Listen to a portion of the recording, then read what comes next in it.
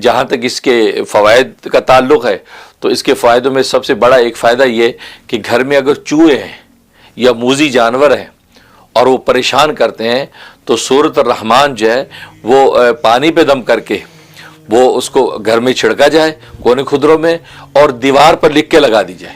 دیوار پر لگا دی. ہاں اگر دیوار پہ لکھیں تو دی بیسٹ ہے، لیکن یہاں دیوار پہ لکھنا ممکن نہیں، لکھنے والے پینٹر کہاں سے ملیں گے؟ جی جی. تو لکھی لکھائی جو ہے وہ گھر میں دیوار پہ لگا دیں. یہ اتنی زبردست چیز ہے، گھر میں موذی جانور چوہے نہیں ٹھہرتے. اچھا. اور آپ جانتے ہیں کہ یہاں کی دنیا میں چوہوں کا مسئلہ کتنا بڑا مسئلہ بالکل ہے، اور ہر کائنڈ کے چوہے گھروں میں گھسے پھرتے رہتے ہیں. سپرے کرا کرا تھک گئے، اب تو چوہے بھی سپرے کھانے کے عادی ہو گئے. جی. پتہ کہتے کرے کیا.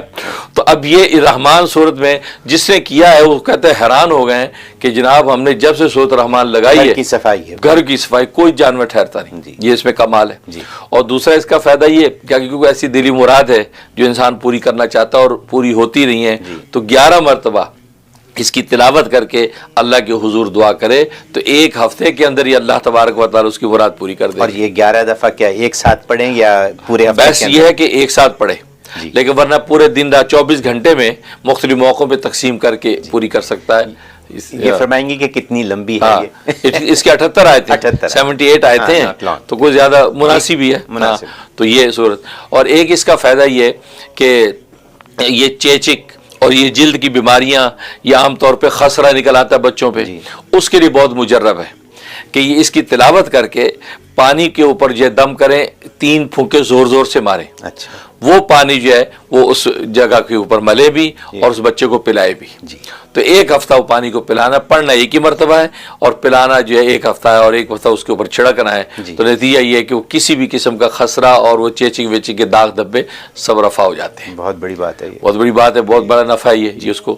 اور ایک سب سے بڑا نفع یہ کسی کو جن چمٹ گئے ہیں، اچھا، کہ جن چمٹ بھی جاتے ہیں انسان باولا ہو جاتا ہے، اس کے اندر اس کی بڑی تاثیر ہے کہ سورۃ الرحمن تلاوت کر کے اس کے کان میں زور زور سے 3 پھونکے ماریں. جی.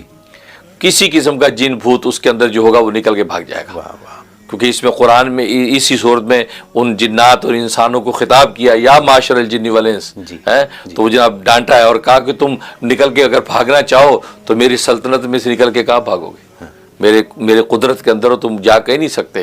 تو ایسے مضامین اس کے اندر ہیں تو جنات نہیں ٹھہرتے اس کو سن کے. اچھا.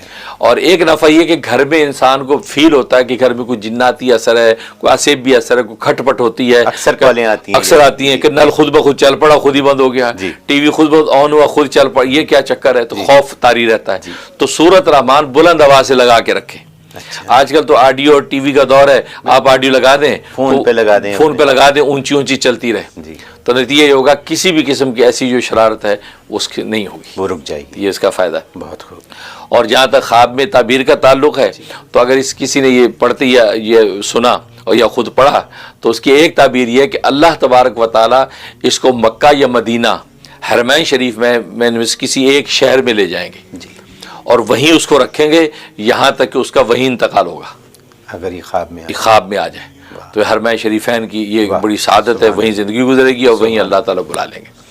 اور دوسرا ایک تعبیر یہ ہے کہ اللہ اس پر خصوصی اپنی رحمت نازل کریں گے، اپنی خاص نعمتیں اس کو عطا کریں گے اور آخرت میں اللہ تبارک و تعالیٰ اس کے لیے جنت کا دروازہ کھول دیں گے. یہ اس کے لیے بہت بڑی بشارت ہے کہ اس کا مطلب یہ کہ یا تو یہ نیکیوں پہ ہے تو اس پہ قائم رہے، اگر نہیں ہے تو نیکیوں پر آ جائے تو اللہ تبارک و تعالیٰ نے اس کے لیے آخرت میں جنتیں رکھی ہیں. یہ اس کا بہت بڑا فائدہ. اور ایک فائدہ یہ ہے کہ اگر اس کو پڑھا ہے تو اس کا مطلب ہے کسی بھی قسم کا دشمن، جناتی دشمن ہو یا انسانی دشمن ہو، کوئی بھی دشمن اس کو نقصان نہیں پہنچا سکتا. اگر آپ یہ پڑھتے اگر یہ پڑھ رہے ہیں خواب کے اندر تو خواب میں یہ تو بشارت ہے کوئی انسانی یا جناتی دشمن اس کو نقصان نہیں پہنچا سکتا.